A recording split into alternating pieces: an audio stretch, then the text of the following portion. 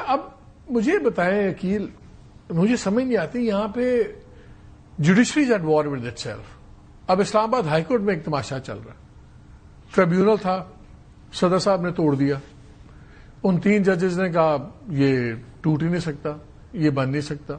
انہوں نے کہا کہ چیف جسٹس جو ہیں، ایکٹنگ چیف جسٹس، ان کے پاس پاور ہی نہیں ہے کہ نام ریکمینڈ کریں نئے ججز کا ٹریبیونل کے لیے، اور 13 تاریخ کو اپنا فیصلہ محفوظ کرتے ہیں، 18 کو وہ ٹریبیونل چینج ہو جاتا ہے، وہ 23-24 کو اپنا فیصلہ نکالتے ہیں، اس میں اس فیصلے کو بھی ڈسکس کر سکتے ہیں۔ کیا لیگلی بینچ جو محفوظ فیصلہ ہے اور 18 کو بینچ چینج ہو جاتا ہے رائٹلی اور wrongly, can the old bench add on to that earlier فیصلہ؟ ایک تو نہیں کہ محفوظ کیا ہوا ہے، آپ نے ریلیز کر دیا، ٹھیک ہے، لیکن اس میں بعد کی سبسیکوینٹ آرڈر کا ذکر ہونا تو آبویسلی وہ تو 18 کے بعد کی ڈیولپمنٹ ہے۔ تو یہ تماشا کیا چل رہا ہے؟ کس طرح ملک چلے گا اگر سپریم کورٹ کے ججز کے آپس میں لڑائیاں چل رہی ہیں، ہائی کورٹ کے ججز اپنے چیف جسٹس کو نہیں مان رہے، چیف جسٹس چینجز کر رہے ہیں؟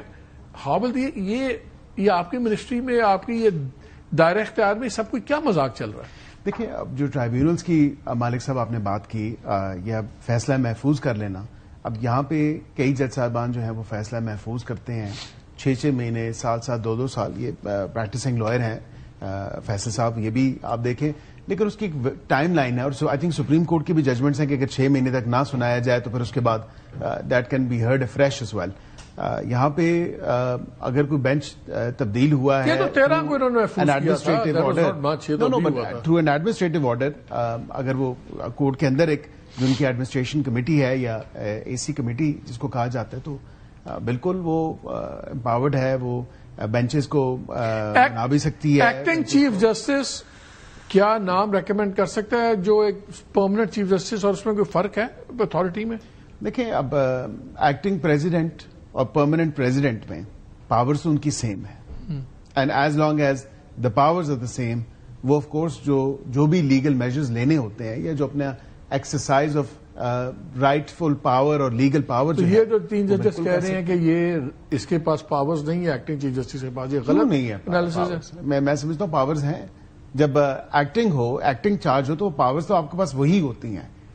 اٹس جسٹ دیٹ کہ آپ کی whether you are permanent, you are temporary, آپ ڈیوٹی آفیسر ہیں، پاورز تو آپ کے پاس ہیں۔ لیکن نا وہ چل رہا تھا، پھر پہلے ایک پھڈا چلا، ایک دن ایک کیس ان سے لے لیا گیا سردار اسحاق خان سے، جب انہوں نے لارجر بینچ بنا دیا۔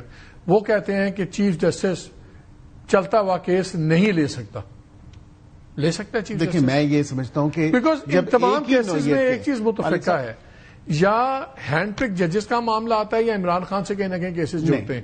دیکھیں، ایک ریزنیبل پروڈنٹ مائنڈ کو یہ بات اپیل کرے گی کہ جب 100 پٹیشنز ایک طرف لگی ہیں، وہ کلب ہو چکی ہیں، اس کے لیے ایک لارجر بینچ بن گیا، تو اسی سیم نوعیت کی سیم سبجیکٹ پہ جو اسی سے ریلیٹڈ پٹیشن ہے، وہ پھر ایک سنگل جج تو پھر کیا اس جج کو پھر اس لارجر بینچ کا حصہ نہیں ہونا چاہیے جو پہلے اس کیس میں سن رہا ہے؟ نہیں نیسیسریلی تو آپ چھوڑ دینا۔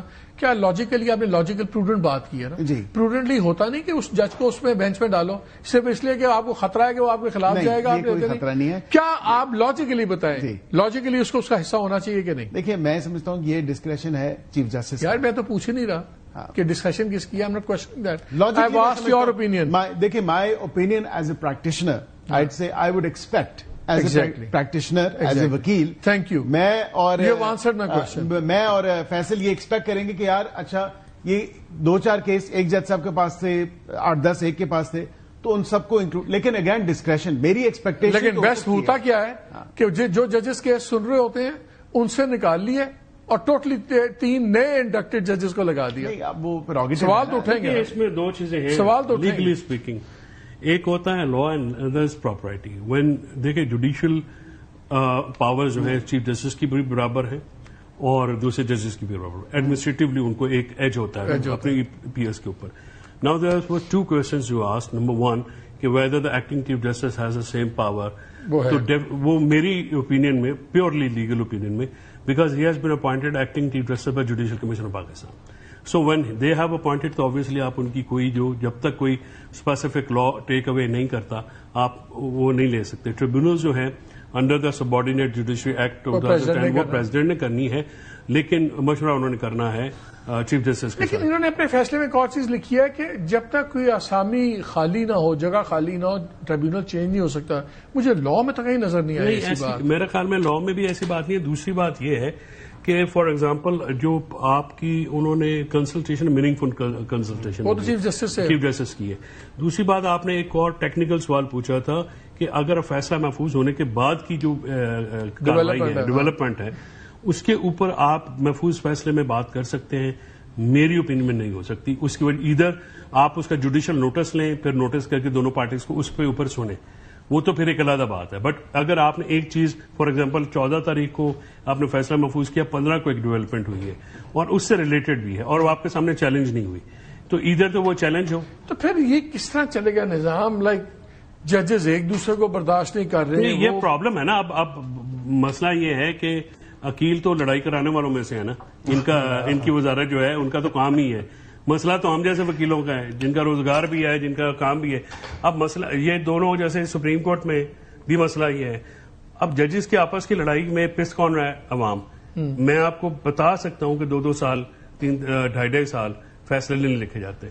ہمارے کلائنٹ جو اچھا اب اس پہ اگر آپ جا کے فائل کریں گے تو آپ کو کنٹمپٹ بھی ایشو ہو جاتی ہے کہ جی آپ نے ہمیں یہ کیوں کہا، کیا فیصلہ کریں. بھائی 2 سال تو آپ نے رکھا، اب آپ مہربانی کریں ڈسمس کرنا ہے. یہ تو کلیئر ہو گیا. اب مجھے یہ بتائیں